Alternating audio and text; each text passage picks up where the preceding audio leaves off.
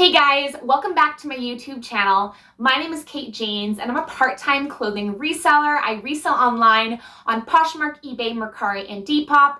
And here on my YouTube channel, I have a running series where I go through every letter of the alphabet, and then for every letter of the alphabet, I have a video going through brands that start with that letter that are great brands of clothing to resell that you can find at thrift stores, yard sales, places like that.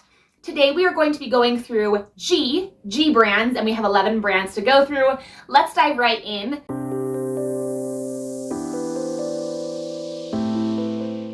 The first brand is G4, spelled G-F-O-R-E, and G4 sells women's and men's sporty outdoor clothing and shoes. I've never come across this brand before, but it is my brands list because I know that the sell-through rate is good and that it is a desirable brand. I think of it as a golf brand. There are certain men's golf brands. I mean, they do sell women's clothing too, but there are certain men's golf brands that I kind of have a running list in my head and on my phone to keep a lookout for, and G4 is one of them.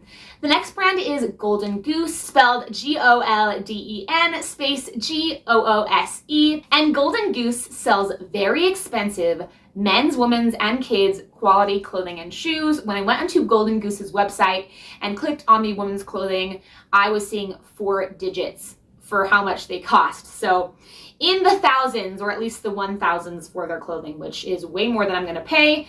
I would consider Golden Goose kind of a lower tier designer. Next, we have the brand Gundrun Shojin, which is kind of hard to spell and say. I might be saying it wrong. It's spelled G-U-D-R-U-N space S-J-O-D-E-N.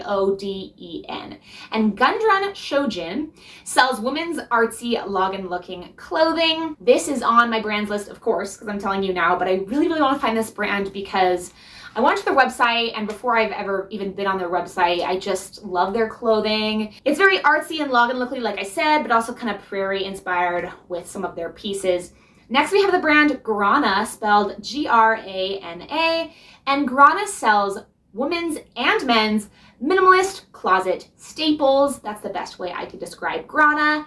Next, we have the brand Gani, spelled G-A-N-N-I, and Gani sells women's unique clothing, shoes, and bags. I'm kind of whipping through these really fast, but when I watch brands list videos, the times that I do, I've watched a few, and I just feel like people keep talking forever about one brand, and I just want the brands so I can, mentally put them in my brain, and then sometimes I write them down too, and that's how I've accumulated these lists, is from watching other YouTubers' brands lists, and also just being out in the wild and doing research online. Next, we have the brand Garnet Hill, spelled G-A-R-N-E-T space H-I-L-L. And Garnet Hill sells women's mature clothing, shoes, and accessories. When I say mature, I don't mean ugly. I just mean more like put together, kind of like a woman in her 40s. Definitely Garnet Hill, I see their clothing and I think, okay, mature clothing. But if you don't want to say mature, you could say like very put together, very demure, if you will, right? That word that was trending. That is how I would describe Garnet Hill clothing. Next, we have the brand Givenchy, spelled G-I-V-E-N-C-H-Y. And Givenchy sells avant-garde men's and women's clothing, shoes, and accessories. Next, we have the brand Gustin, spelled G-U-S-T-I-N, and Gustin sells men's basic clothing and shoes, right? Button-up shirts, jeans, stuff like that, right? Nothing special, but it is kind of more expensive, brand new. Next, we have the brand Gucci, which I just had to include, right? Everyone's heard of Gucci.